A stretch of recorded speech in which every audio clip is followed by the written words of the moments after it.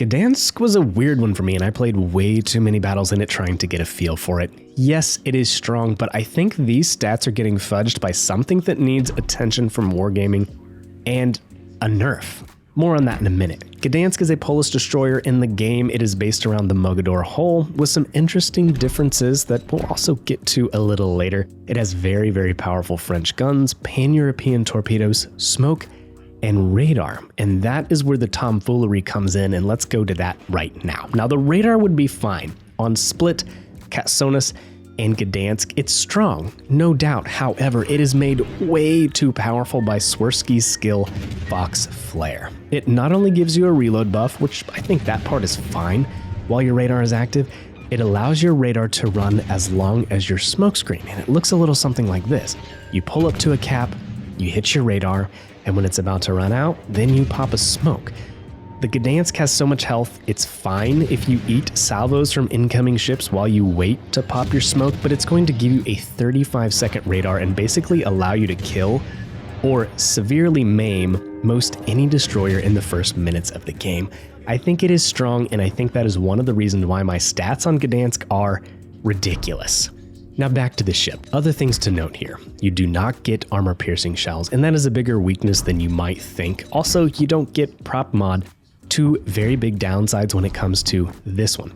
So we used rudder in slot number 2 and normal gun build after that. Also worth pointing out, we're not giving any attention to concealment at all. No Eric Bay, and we're using mortar. I mean, we're going loud and hard on this, and it makes it about the scariest gunboat destroyer in the entire game. Here's the stock TPM. Scary enough, sure. Here's my build. Yeah, that's insane HE, and if Gearings or Darings or other ships are also not doing full DPM, then the Gdansk will absolutely eat their lunch. Today I have 2 matches for you, and the first one, if I were Jingles, who by the way is my favorite YouTuber, I catch every World of Warships video he releases and a lot of his World of Tanks content, even though I don't play that game, have never played it before. It's just super interesting to watch. He's such a great commentator. He's truly like the GOAT of voicing over wargaming content, I suppose. And I just love his content. But one thing that I really enjoy that he does with his World of Warships videos is he always titles it something funny and catchy that later on in the battle, you find out exactly why he titled it that. And I absolutely love that. So if I were to title this particular match, I would simply title it MVP, because there's a player on our team that is absolutely going to win this game for us, and you would never guess who it is up until the moment that we, win the game. So let's just leave it at that, but he absolutely is going to help us win this battle and become the MVP. Now, this battle here isn't about the damage, it's not about the kills, although the second match that I'll show you if you stick around for is the silliest 6-pack you have ever seen, and it is just legendary tier incarnate. So much silliness going on. But no, this game it's a nail biter till the very end, which is my favorite kind of match. I think, in the 27 matches I played Gdansk, I really only had a couple that weren't complete sweeps, that were fun and competitive. So yeah, this one was one of those ones, and also it really highlights the weaknesses of Gdansk. Yeah, because right now, I'm sure what you're seeing from the CCs is this thing is extremely powerful, holy crap, and it is strong, don't get me wrong, but most of the content you see is going to be cherry-picked, and the ship has some big downsides. Now, of course, most YouTube videos for WoWs are cherry-picked because no one wants to log on and spend 15 minutes of their time watching someone do 40,000 damage. Like, we don't want to watch bad players, but sometimes it's nice to see that we are human and we make mistakes as well. So Gdansk is absolutely going to demonstrate that here. Khabarovsk. There's a Kaba over here, and that ship is going to be a hard counter to Gdansk. Now, there's a couple reasons I came over here on this flank and didn't stay in the middle where I spawned. For one, the Shimakaze, if you saw, he spawned over here and he immediately went to the middle. And since I saw he wasn't going to stay on this flank, I decided I need to come over here and make sure that the push is stopped. So that is what we're going to do, even though there's a Kaba here. And like I was saying, that is a hard counter to Gdansk because Khabarovsk has a 50mm belt of armor and Gdansk does not have AP. So a lot of the shooting that we do at Kaba, it's just going to shatter harmlessly on his belt. Unless we get a fire, there's really not a lot we can do to him. So keep that in mind. If you see a lot of Gdansks out there in 2 months, get your Kaba out and go have some fun. Kaba is still a very, very strong gunboat, and at longer ranges, it can give a Gdansk, a run for its money. It can absolutely beat the Gdansk because of the reasons we were just talking about. So boom, hard counter, not having AP for Gdansk is kind of rough sometimes. We also didn't stay in the middle because the ship has really bad concealment, especially with my build. It's 6.2 kilometers. The middle is a torpedo magnet. This ship is not maneuverable, and it doesn't have a prop mod, so you can't really prop juke. It means that Gdansk is a ship that you kind of want to be moving around at high speeds at all times. Even Khabarovsk, you can sit, park, prop juke, battleship salvos or long-range salvos. You just cannot do that in the Gdansk. So all of those reasons made me want to come out here to the flank and try to stop this push. This is a map that on Capture the Base, a lot of times if there's a fast DD that rushes around a flank and gets on the base, that can be the end of it. So it's a map that usually I just keep an eye on the map and the flow of the battle. If I could be within 2 minutes of sailing back to the cap at all times, I definitely would, because I have lost on this map many times when I pushed out to the flank and couldn't get back and just had our base capped out from underneath us. So yeah, like I was saying though, this ship is not maneuverable, so you really like the wide open spaces. She's fast at 43 knots, very, very fast. That is tied with the Kaba in a straight line, but Gdansk has an 810 meter turning circle. It's bigger than Kaba's by 50 meters, and we'll kind of let that sink in here, and you can watch these shatters start to pile up on the Kaba. He's absolutely going to win this fight, but we're going to use radar and smoke and see if we can kind of equalize it a little bit. But at this point, I'm thinking there just isn't a lot I can do on this flank. Alaska and Kaba, they're not really pushing hard. We have a Yamato behind me and another Alaska. So after losing 2/3 of my HP, I'm just going to kind of abandon this flank. Things are stagnant enough over here that I don't feel like we're going to lose it. So we're going to wait, drop some more torps, maybe try to set a fire on Alaska. Alaska burns for 45 seconds, so she is very susceptible to fires. And the Gdansk is a very, very good fire starter with the 3.9 second reload and the 7 guns.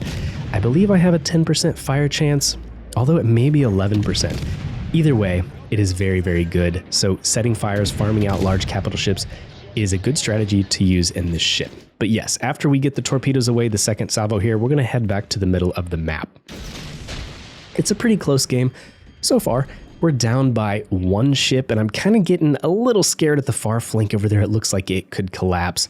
But with Alaska and Yam here, they don't need me here anymore. And honestly, I can't do anything against the Kaba except just let him farm me out. So yeah, back to the middle we go. Like I was saying, that turning circle is terrible. As we get a torp strike on somebody, I never did figure out who it was. I kept thinking about it and they were flooding a little bit and then they finally DC it.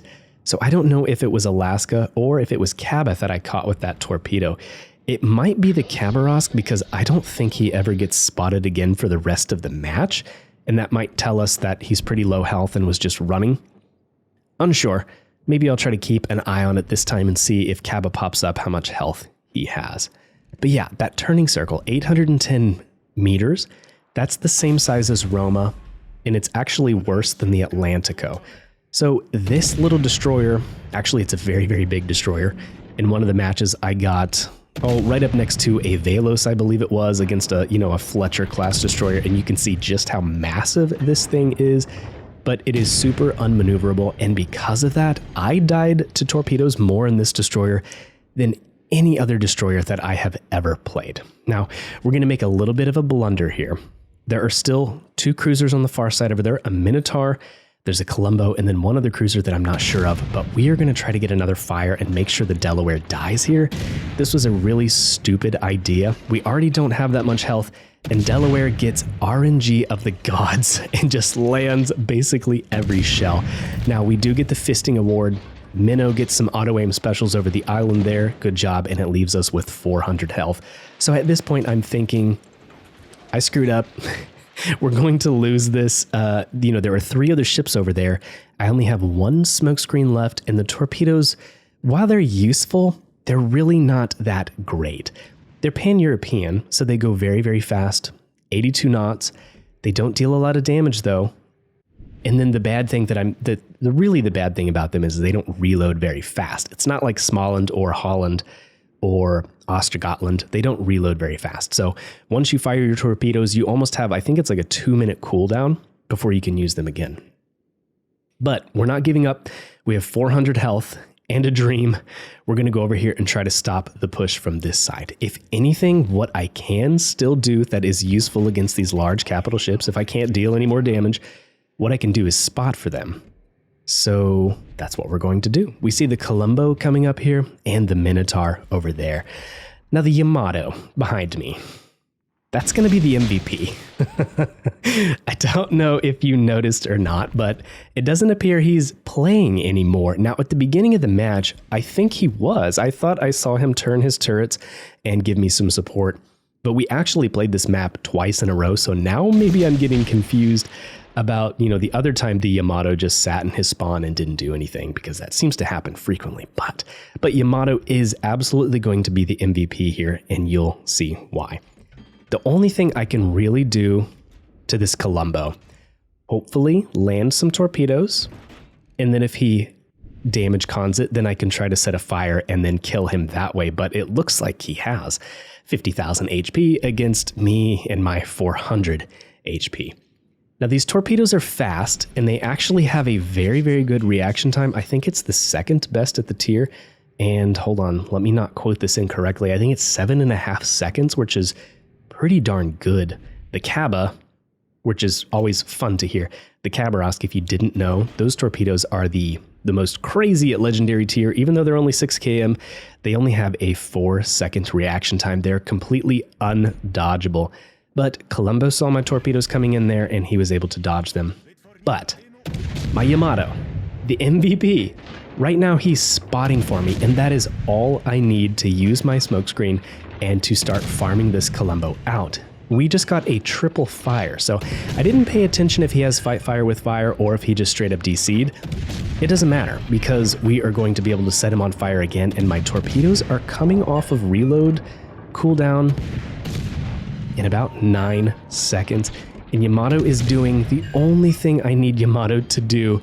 He's spotting for me, and he's tanking damage. What more could you ask from a battleship player? Tank damage and spot, that is your job. So yes, super happy for the Yamato right now, and it is going to let us get these torpedoes away. Now we have to be very careful to not get spotted as we come out of this smoke screen with this horrible, horrible turning circle. So we're gonna keep farming, turn back, and keep our smoke between us and the Colombo, and then we should get another rack of torpedoes off our left side here. We catch him on the nose with 1, so I think it's a perm fire and a perm flood. So it looks like we're going to be able to kill the Colombo, and we're still in the fight, baby. We have 6.2 kilometer detection, so even if the Colombo spotted us through the smoke here, or, if we got spotted from somewhere else, no one else is in range, and the Colombo is going to go down, and we're still in the fight. Now, our Yamato does finally die here, but he did exactly what he needed to do, so there is the MVP of our game. The Yamato, classic legendary tier, baby. I love it. So we're headed back to the middle, and here's where I look at the map and I see where our Shimakaze is.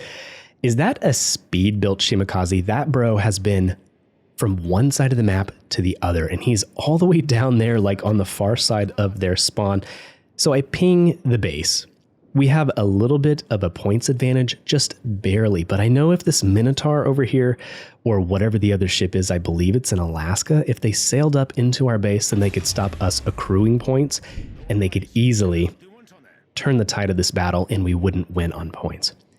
I look over here at our Alaska. He's very low health, but an Alaska with low health can still be a very, very valuable piece on the board. All he needs is spotting. If I can go over here and spot, then he can farm from the cover of the safety of that island, And that is what we're going to do. We're going to sail right over here and see if we can look down this channel, see the Minotaur or see the enemy Alaska. And we're giving them a pretty wide berth because all it takes is one shell for me to die from either of those ships. And if the Alaska had a radar ready to go, that would be the end of this battle. So Shimakaze is sailing for their base. That's looking up. Who knows where the Kaba is over there? Again, I don't think I've seen him pop up. I've been trying to watch as we're kind of doing this voiceover. And still no cruisers here. So we're just going to wait patiently. We're winning by 5 points. We just have to hang on for 1 minute and 20 seconds. It is going to be a close one. There's the Minotaur. So I feel like we can turn in here. And can the Alaska lob it from here? Well, there's the enemy Alaska. So we have to be very careful. I believe Alaska has 9.9 kilometers on its radar. So let's turn out quickly and dump some torpedoes. The thing is, their Alaska knows where our Alaska is, and he is angled towards him and trying to get on the base.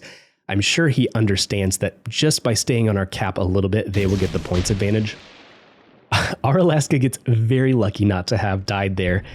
Our Shima dies, and I kind of freak out a little bit because that's all it takes for us to lose, but Shima also gets the kill, so well played to him. And the Alaska here is not making any evasive maneuvers at all, so it looks like my first round of torpedoes might actually catch him.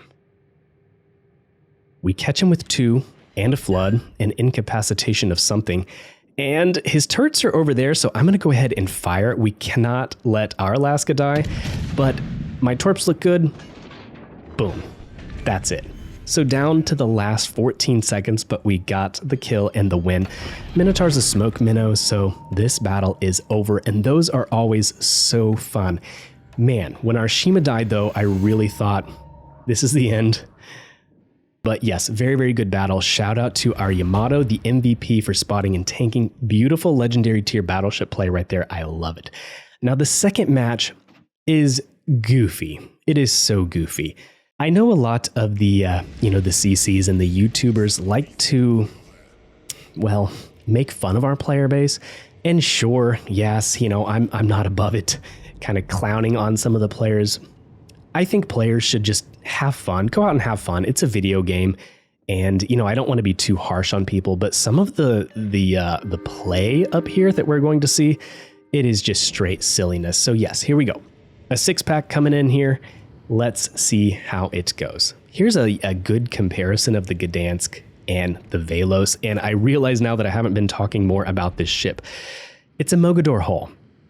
French destroyers get something special in this game. They don't have a lot of HP as I understand it in their bow, their stern, their extremities, so when those areas of the ship get saturated, like Mogador, like Kleber, like Le Fantasque, then it's very hard to deal damage to them. If you shoot an area of a ship that is blackened or completely saturated, you will only do 10% of your shell's damage. Gdansk does not get this feature. Yeah, it's a Mogador hull, but it seems to me that there is a lot more HP in the extremities. She doesn't saturate fast, and this ship eats damage like crazy. That, and she's a big target, and she's unmaneuverable.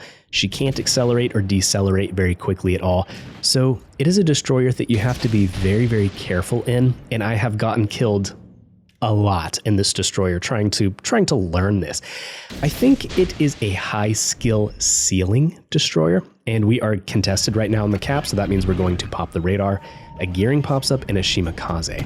Now I have a big beefy HP pool, so we're going to save the smokescreen until the radar is about to run out, and then we'll activate it. Now I DC the engine here, which is really stupid because modules break on this ship very easily, and our engine is going to get knocked again. But as you can see here, 35 seconds on the radar using this Fox Flare skill. I think it is way too strong, way too strong. But yeah, I don't know. Am I the only one? I think it is super strong. Now, the torps that we launched early caught the Yamato, and the gearing is definitely running for his life. He's pretty hurt. Unfortunately, though, I'm worried about torpedoes. This is the, this is the time where you die to torpedoes sitting in your smokescreen. You know the Shimakaze is going to launch torps here. He has 15. Gearing has, I don't know, probably 10. I haven't played the gearing in a really long time. We get our engine back on, and the best thing that we can do in this circumstance with 2 enemy DDs over there and my unmaneuverable butt is to move to the flank where they're probably not launching torpedoes. I'm telling you, when you get the Gdansk, which is probably going to be a couple months before these are sailing around, be very cautious of torpedoes. Try to think what the enemy destroyer is going to do, where they're going to put their torpedoes, the small ones and the Shimas. I have died to those a couple times from torps. So yeah, we're going to go way over here, let these guys blast off all of their torpedoes, and then hopefully catch them in a long-range gunfight. That is what Gdansk excels at. It's not a good knife fighter. I showed you the DPM numbers at the beginning of the video here. They're strong. They're very, very strong. But this ship's big advantage is that the French shell velocity is very fast. So you can see here at 9.4 kilometers, even if Gearing was full health and it was just me versus him, at 9 kilometers, 8 kilometers, 7 kilometers, he doesn't stand a chance. However, if I get in his realm of, 4-kilometer knife fighting, that is where Gdansk is going to lose. Now we're going to speed this up a little bit here. Sometimes I like to just cut the video and then, restart the video when it gets exciting again. But also, when I watch people like Potato Quality, sometimes it's really disorientating. Is that a word? Disorienting? Oh boy. Anyways, it kind of messes you up. You're like, okay, where am I? How are we over here now? So anyways, we just sped it up. Now Delny, along with the Khabarovsk, is a destroyer that can be dangerous to Gdansk because it has that belt armor and we do not have AP. So basically we're just hoping to catch him on the stern, the superstructure, above the armor plating in order to deal damage with him. And you can see how quickly we take damage in return.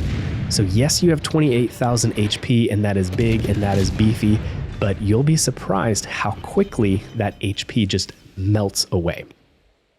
Right now we're sailing to get into the action to hopefully clean up some more kills. 3 kills, 36,000 damage. Ah boy. I mean, what do you expect when you have 5 DDs per match? And I've had several of these. What is going on? Is there like a mission for torpedo hits? It's just destroyer, destroyer, destroyer, destroyer, destroyer. Now, luckily, what I will say is the Gdansk is very, very good at fighting enemy destroyers, so it's been working out in my favor. But boy, there have been tons of large destroyer matches, 5-on-5 destroyers. It is pretty crazy. So the Holland is over there. He is going to open water, try to shoot us. And this is a losing battle for the Holland, for the Gearing, for the Daring, like I was mentioning, just because my shell velocity is so much more. Now, Holland has pretty good HE DPM. Typically, Holland drivers, though, I would say they spec for torpedoes. So yeah, this was a fight that this guy really shouldn't have taken. If you are in a ship that has more floaty shells like that, you definitely want to get a lot closer to Gdansk and don't get caught in an open water gunfight. So yes, big weaknesses of this ship. You don't want to be in close. She's unmaneuverable. She doesn't stop quickly. She doesn't take off quickly. And as you can see the smoke screen here, it doesn't seem to deploy that fast. Shimakaze shoots at us here, so we pop our radar. I'm glad he notified us to where he is. And here is something that perplexes me right here. I think we're spotted right now because this Minnesota is using RGA mod. Am I right? A Minnesota using RGA mod. And this is where the silliness kind of commences. We have a Minnesota coming here, probably 15 Shima torps on its way. I'm hiding behind Yamato. Minnesota shoots the beach there. And then we're going to be able to sneak just a couple torpedoes here and survive. But yeah, this is peak gameplay, Derka. What a beast. Minnesota luckily has like a 32-second reload, but this was just the biggest cluster, and I just had to show you guys this. Now we have 5 kills. That's the Kraken at 60,000 damage. Real impressive, Derka. But we're going to move out and see if we can get the Shimakaze as well. What else have I not said about this ship? The concealment, it's a little worse than average. It's tied with Gearing at 7.1 kilometers. You could spec for concealment if you want, but I wouldn't, and here is why. And I probably should have said this before 25 minutes into this video because players are going to miss out on this concept. It doesn't matter how bad my concealment is. It doesn't matter if I get outspotted by other destroyers like Shimakaze's because I have 3 radars stock and 114-second cooldown. Anytime I am out spotted on the open water, pop a radar. Boom. You know exactly where the enemy DD is, And in longer range engagements, 6 kilometers and up, you're going to beat anything at legendary tier. So that is my thought process on not using any concealment. And Shimakaze sails out of his smokescreen here. We only have 1,500 health, mind you. So if we're going to get the 6-pack here, it will have to be some fancy driving and a little bit of luck. Actually, a lot of luck. I think that salvo should have killed me. We miss because I thought he was going to turn out and continue accelerating, but alas, he did not. He's going to get one more salvo off that will kill us, but mutually assured destruction. We got the kill too for 70,000 damage, 6 kills. Really, really just utter silliness. And I love legendary tier because of that sometimes, and I hate it a lot of other times. 27 battles, and most of them were not suitable to show you guys just because of the silliness going on up here. But that is the Gdansk. I'm curious to hear what you guys think about it. Come back and tell me in 2-3 months when you get yours. This was on loan from Wargaming, of course, just to get content for you guys. I doubt that I will get this ship back until probably April or May, because I never do any of the bureau stuff or try to rush it or anything like that. But thanks for watching, guys. Leave a comment down below. I would love to hear your thoughts on this one. This is Derka signing off. I'll catch you in the next one. See ya.